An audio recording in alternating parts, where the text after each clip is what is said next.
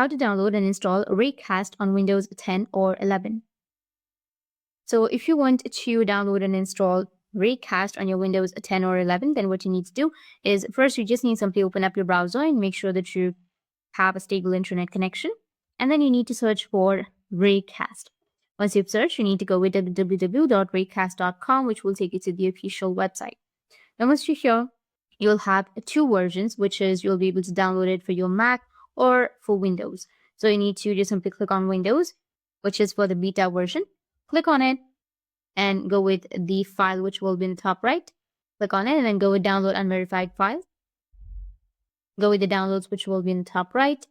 And it has been downloaded, right? Once it has been downloaded, you need to click on the Raycast installer and wait for a few seconds. It will check the system requirements and it will start the downloading process. So wait for a few seconds or a few minutes depending on your network connection and it will be installed. That's how you can download and install Raycast on your Windows 10 or 11. And if you have any questions, feel free to comment below. Thanks for watching.